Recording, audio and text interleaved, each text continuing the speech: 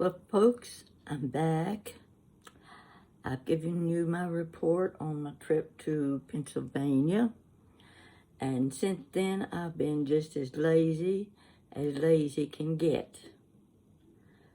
There's lots of things I could be doing, but those aren't the things I want to do. And I kept thinking the color outside my apartment is turning red. Oh, beautiful trees out there. And you wanted a report on the fall colors.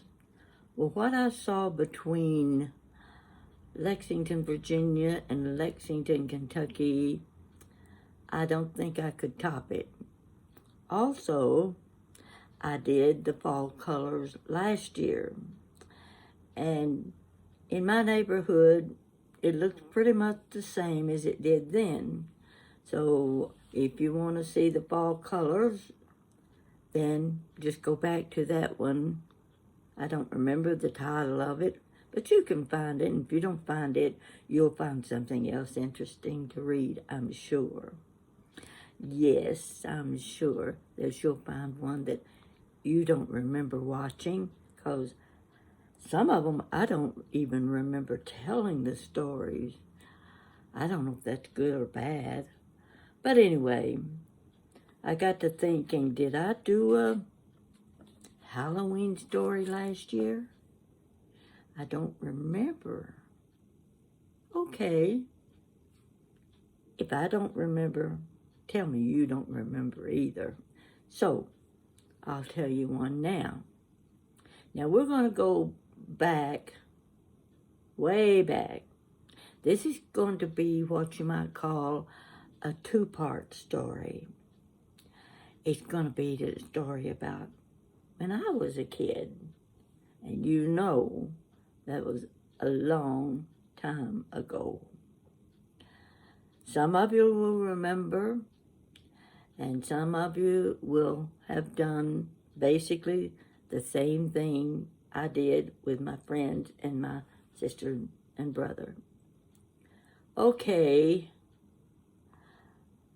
the thing I remember best is the paper mache jack-o'-lantern that sat in the living room window with a candle in it. Of course, Mama turned the lights off in the house so that the kids going up and down the street could see the jack-o'-lantern through the window. I don't know what ever happened to that jack-o'-lantern. It, as I recall, you had a thin sheet of paper just inside the face that gave you those scary eyes and the teeth look, and the candle made it glow. I'd love to have that jack-o'-lantern today. Now, we didn't have stores just running over with Halloween costumes and paraphernalia that you would use. We created our own. You know what I'm talking about. If you're my age, a little younger, you'll remember those days too. Now, what we did, we went to the back bedroom where Mama had this great big trunk. Now, it's not the kind of trunk you'd sit in front of your table and use like a coffee table. No, it was big. It's where she stored the outgrown clothes all of us kids had worn. I guess she figured step by step we'd each get a season to wear the same outfit. So we went to the big trunk in the back bedroom, and that's where our costume came from. There was always an old suit jacket Daddy had worn. Even Mama put Daddy's old worn-out dress shoes in the trunk. There might be long underwear. All the men wore long underwear in the wintertime. There were old ties, old shirts. Of course, nothing was going to fit us. But once you got it on and you got those long sleeves rolled up to you almost to your elbow so that you could get your hands out, carry your bag for your goodies, that the treats that you were going to get. Always went to the kitchen and Mama helped us black our face a little bit, because we used coal back then for heating, and there's always that coal soot that you could mark all over your face and black your nose a little bit. And you could take licorice. Remember the long licorice strings of candy? You could cover your teeth with some of that licorice, and it looked like you didn't have any front teeth. I never really liked licorice, but for Halloween, I could tolerate it long enough to get through the night. Now, by the time we finished with our outfits, our costume, Daddy's old hat, Mama's aprons, who knows, there were just so many things. And then you put the color on your face and Mama's lipstick all over your mouth. You might even color your nose a little bit and the eyes. There's all sorts of things you could do with eye makeup. We were pretty well satisfied with the way we dressed. Now, the thing I can't remember is what we used to collect our treats. I want to think we each had our own jack-o'-lantern. Had a little handle to it. You know, it's about the size of a small pumpkin. And we weren't going to get a whole lot of candy in those days anyway, because people couldn't afford it. And it was always penny candy. Now and then you might get a nickel. Oh, that was grand when people put money in your jack-o'-lantern. A nickel and pennies added up. So we finished up with our getting decorated, and of course there was a lot of laughter, always a lot of laughter. And we went in groups, 2, 4, 6. There was no set number as to how many were going to be tramping up and down the road, going from house to house and knocking on doors. We didn't even have doorbells back then. You knocked on the front door. And, of course, the mamas were always ready with the penny candy. So when we got through doing that, we went home and we poured it all out in the middle of the living room floor. It was fantastic. We never had that much candy in our life. Once a year at Halloween, to get those little little peanut butter logs. You had all sorts of wrapped candy and big bubble gum. Oh, nothing better than that. Sometimes you might get a whole package of two-berry chewing gum. And if you didn't get a whole package, you might just have one stick of gum. That's okay. The parents had to divide this stuff up, make it go a long way. So each kid got a stick of two-berry gum, or they got the big, what is it? Gum balls? What was bubble gum? Anyway, there was some soaked up windows. Yeah, you could count on that. Those front windows, the front of the house, you know, on the front porch, you run up there with your barb soaked up the windows. Well, that was okay. Windows dirty anyway, probably needed to be cleaned the next day. So go out with your bucket of water and a rag, and the soap's already there. You just clean the window. No big deal. No harm done. Now and then we would hear about an outhouse up on the hill. There were a few around. Those outhouses got turned over. Now that sounds like a mean thing to do. And in a way, it wasn't a mean thing to do, but oh my gosh, what fun it was. It was just hilarious when we heard what the homeowner had to say about his outhouse being turned over by the rascally kids. Still no harm done. When we finished, it was time to go downtown. Downtown Main Street. Can't begin to describe it to you the way it really was. All the lights were on every store, and you parked your car right up next to the curb. Now, of course, families with small children would sit in the car where the kids could watch the people on the street. Now, this wasn't just for kids. The adults were out too, and they were in their costume.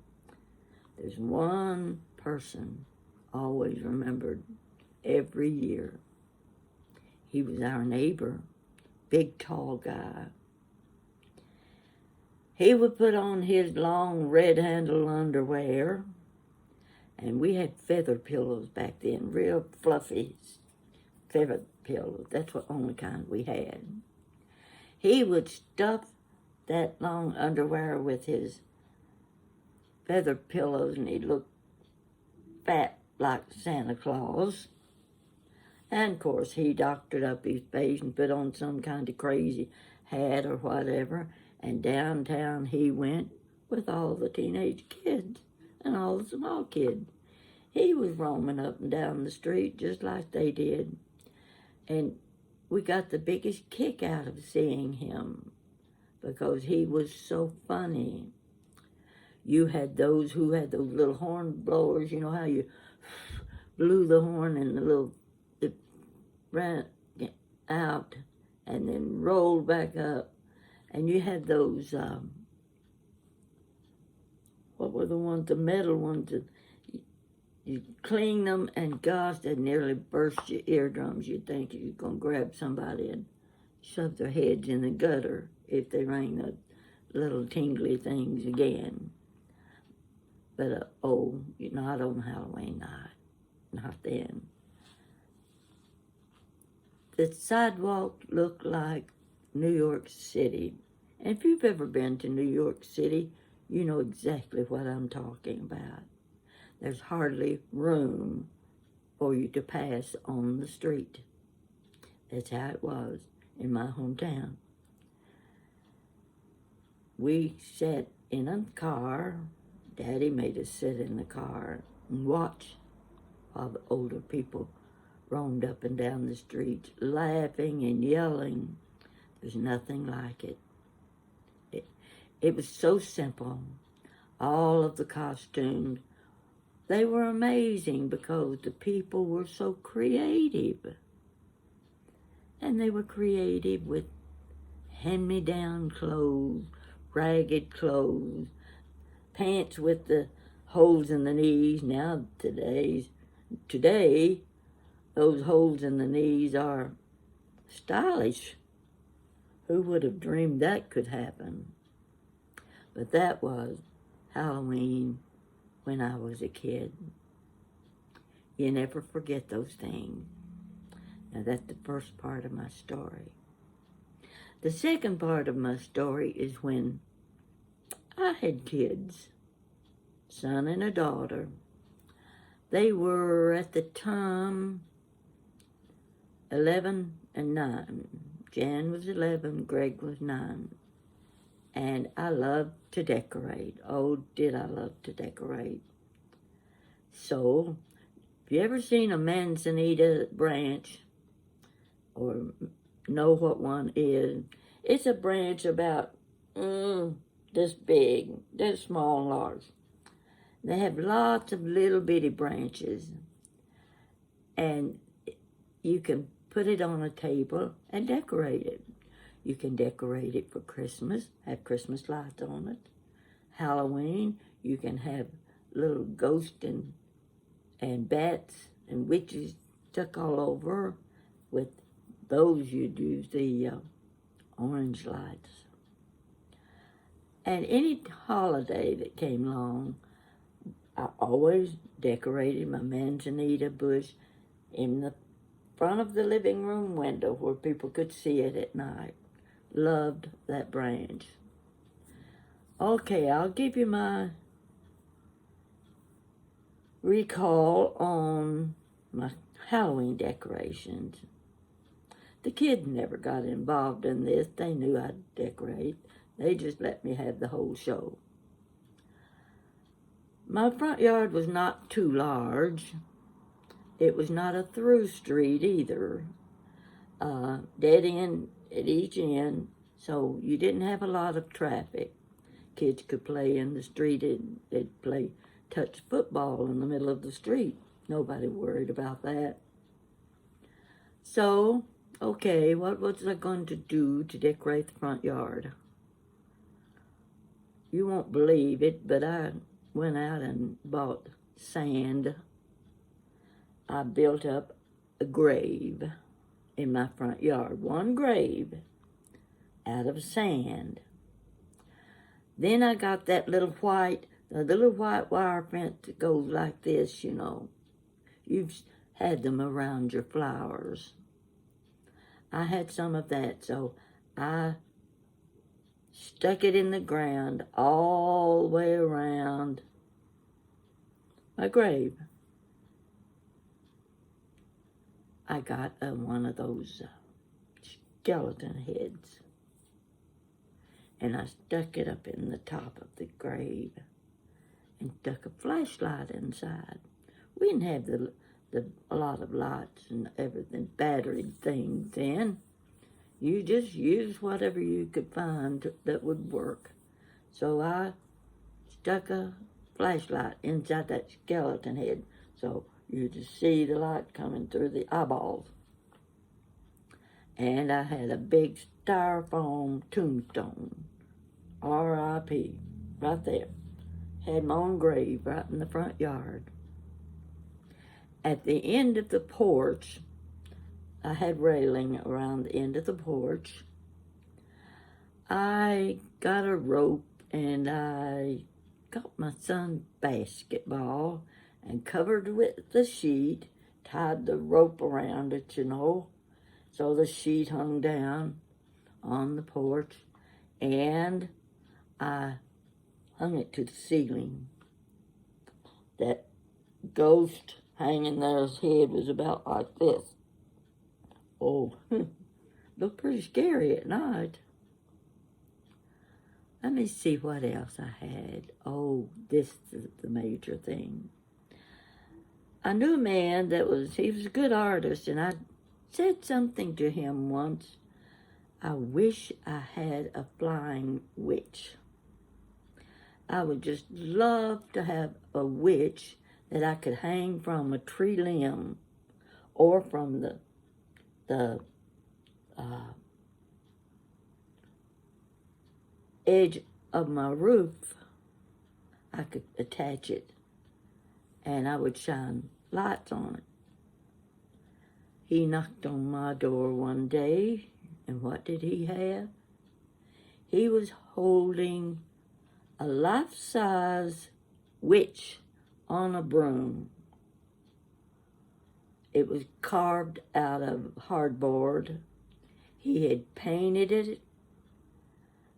He had put that oily green, black and green glitter and stuff to make her face show up. She's holding that broom. And I mean, when I say life-size, it was. She looked real.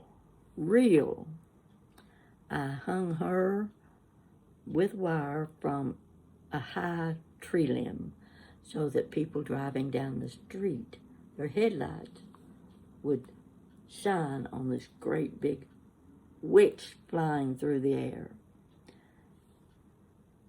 You never saw anything so genuine as that was. When you walked up to my front steps, there was the post. Gotta have a little blood around if you're gonna make it scary. Well, what could I use for blood? Oh, food coloring, that'll work. So I had the food coloring stringing down the post, running down the post. Yeah, stand back. It worked.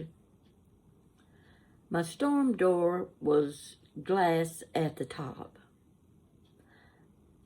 I put the fake spider web. Now, we didn't have the kind that you can go out and buy today. I had to use a filter. Did you ever try pulling apart one of those filters? Made of fiberglass. They stick your fingers. It wasn't easy to do, but I got that spider web all spread out on my storm door window. Can't have a spider web without a spider. Big tarantula, that big, right in the middle. Impressive. I'm not kidding you. It was impressive. And of course, I turned the porch light on so you could see all of this.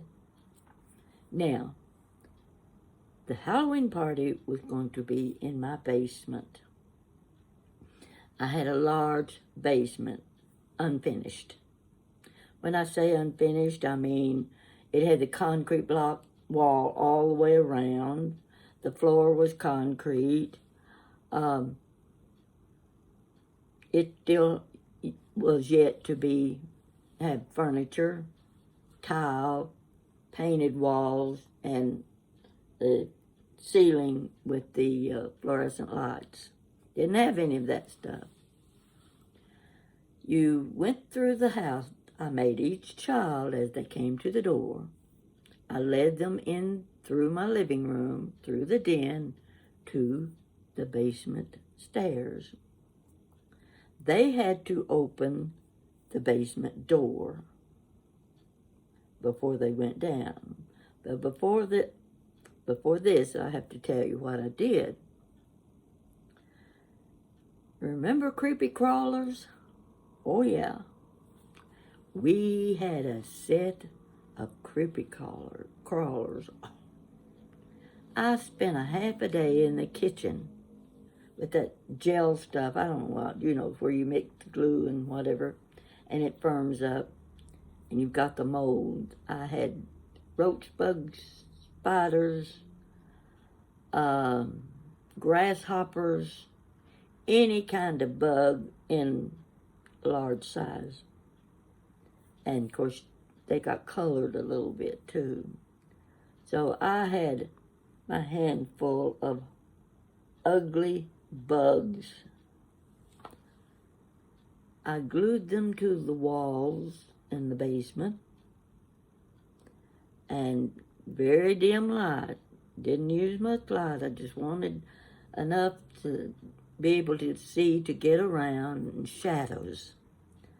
I had cut out a flying witch and bats out of black paper, and I pinned them to a clothesline, and they created a shadow on the wall like flying witch, a flying bats. I was doing a pretty good job of my decorating. It was effective. The stair railing, I found a fake snake about 4 feet long. I wrapped that snake around the stairway railing. Oh yes, these kids, they were going to have a real Halloween party. So when they came to the basement door, and I said, open the door, they opened the door, and when they opened the door, back then, they didn't have these fancy things that you can buy today. These were out of cardboard. They folded up, I had the skeleton hanging from the ceiling, and when they opened the basement door, it fell down in front of their faces. Well, that was the first squeal and scream. And led them on down into the basement to where the real party, was going to take place. Now, the thing I remember about this party, it was the cutest thing. Jan had a little girlfriend. She was precious. She had long blonde curls. And when her mother brought her to the house and they started up the front step, she was dressed as Little Bo Peep. And I mean, she looked like Little Bo Peep. She had her little staff. It's a wonder she hadn't had a lamb with her. She looked up and saw that tarantula on my front door. She wasn't going to move a muscle. She was not coming in my house. So it took her mother and me both persuading her it wouldn't bite, it wouldn't hurt her. So we finally got her shoved inside the house and on down the basement steps. I was doing a pretty good job with this party. My neighbor behind me had two young boys that played with Greg, and they were dressed for the party. Even she was dressed in a luau outfit. So she was helpful. While I was upstairs, she was downstairs and back and forth, whatever needed to be done. In my den, I set up a long table. Now, this is not easy to describe. I had a stereo that had two cabinets, lots of sound. I had a record album by the Brothers Four. Oh, the Brothers Four were very popular in my house. I had to create a cemetery. How was I going to do this? Okay, one of my co-workers worked in a lab, and she dealt with this, whatever it was like a gel. It was like Jell-O. This was the result of some of her work in the lab. She says, here, take this. You can use this as part of the dead bodies, you know. Of course, you've got the grapes. You've got the spaghetti. Everything's in a separate dish. Now, I had to describe to them, they're blindfolded, one at a time. Now, we're going through the cemetery. I'm taking you through the cemetery. Well, I held their hand, leading them through. I had to make it sound like they were walking on gravel. What was I going to do? Just happened to have what we call the baby swimming pool, you know, little metal rim thing out in the backyard. I folded it up, laid it across the floor, and had the children walk across it. It worked. It sounded like they were walking on gravel. They thought they were in a cemetery, sure enough. Now, another mother, she was there to help me too, and she was upstairs in the den with me while the other mother was in the basement with the other children. This one little girl, we were leading her around the table, and her hands were like this, and she's holding them back, and we're getting her by the wrist and pushing her hand forward and pulling her fingers loose, and she reached into that gel, and it oozed through her fingers. You can imagine how that felt if you had on a blindfold. But the thing about the Brothers Four record album was I put it on a slow speed. I had background wasn't music. This is what it sounded like.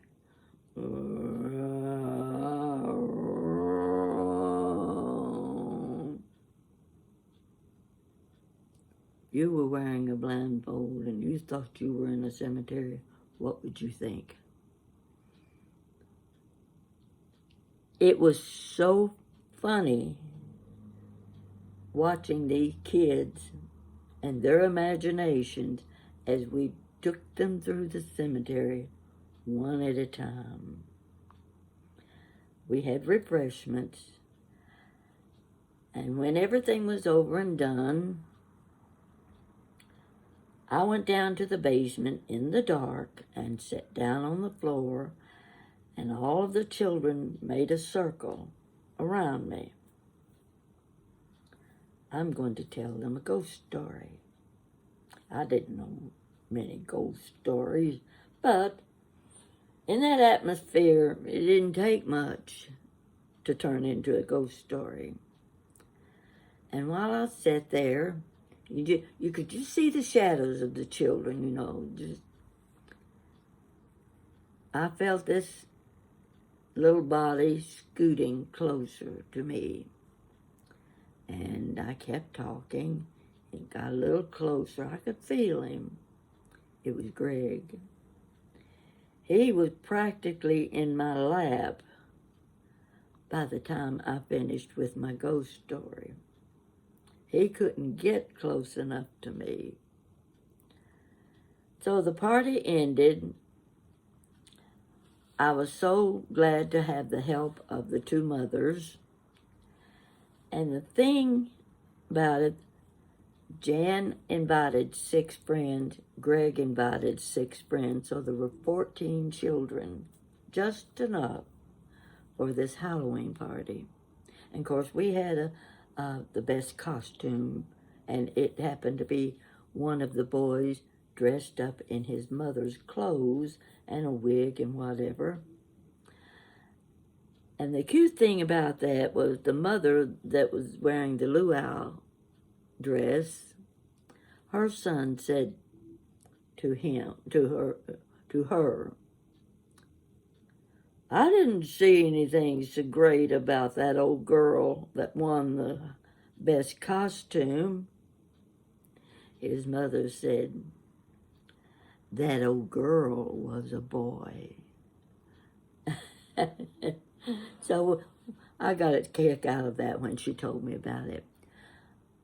But there was 2 little girls at the party. They were new in the neighborhood. They were twins.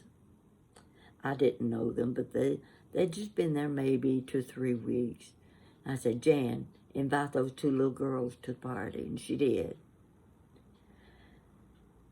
Now, this is what I have to say about the ending of that one Halloween party, that one year, that makes it memorable for me. And it has been memorable for both Jan and Greg, something they have never forgotten. The 2 little girls came up to me before they left and said, Miss O'Neill, this is the best party I have ever been to. Folks, I'm telling you, it was worth all the effort, all the work, all of the missing and gammon that took place, and the cleanup. It was worth it just to hear those words from those 2 little girls. Miss O'Neill, this is the best party I've ever been to. Yes, your work is worth it. Now, I know you've probably got a good Halloween story too, and wish we could all tell our Halloween stories, but I'm going to finish with this one thing. It was several years later, and I belonged to an organization there in town, and I was going to have a Halloween party at my house. Same basement, but the basement was finished by then. I had tile floors and paneling on the walls, and I had an extra bathroom in the basement and all that sort of thing. And it was a costume party, too. one of my good friends, a big tall guy, about 6'4", I saw him coming down the street. I said, who in the world is that? He was dressed in his sister's dress, wearing his sister's high-heeled shoes, wearing a wig. 6'4" woman. He was so funny. Another attendee was an artist. He had created a donkey out of cardboard and fabric and had the donkey's head carved out of cardboard. Oh, it was fantastic. And he's in the middle of it. I can't describe it to you, but it was pretty creative costume. Really good. But guess who won the best costume? Yes, it was me. And guess how I was dressed? I was the witch. Yes, I dressed like a witch. I had the long dark hair. I had the long black dress, wore black boots. But the best part of my costume, my eyes were all green looking, with all that glitter and stuff. It must have been about 70 degrees that night. Who would have thought it would be that warm for a Halloween party? I wanted to look like a witch. So I got this putty. I don't know what you call it, but it was for creating faces. I put that putty on my nose. I had that putty coming from here, and I'd spread it out, and my nose came out pointed, real pointed. Oh, I had the perfect witch's nose. You know how she looked. The part about that's hard to tell, it was so warm that night, and of course there were, must have been 30 or 40 people in my house. It was warm inside the house. Too warm. So warm that my nose started to drift. It got soft, and it started turning down at the end, and the putty came down over my nostrils. I couldn't breathe. That big long witch's nose, my nostrils covered in putty. You had to see it to believe it. It took me a long time to get that putty off of my nostrils so that I could breathe. But it was effective. I won the best Halloween costume. So I just had to add that to my story. And that's my Halloween story for this year. Won't be having any parties, won't have any little children running through the building, knocking on doors, and I miss that.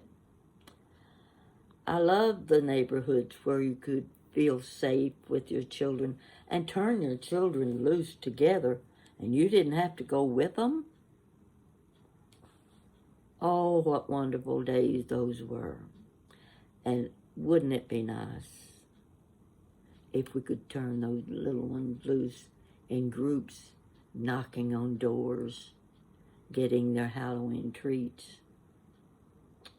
Wouldn't it be nice to have that today so that Mom and Dad can stay home and hand out the candy treats? But that'll never be again.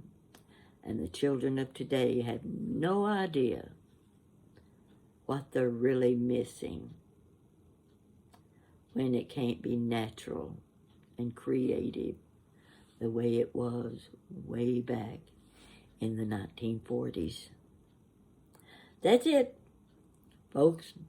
I hope you like my Halloween story. I hope you're enjoying the fall colors.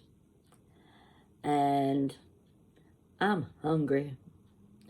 I don't know what I'm going to eat, but I think it's going to end up either being broccoli cheddar cheese soup, or it's going to be potato soup. I think I'm going to go for the broccoli cheddar cheese. And you have a good night. And thanks for watching me.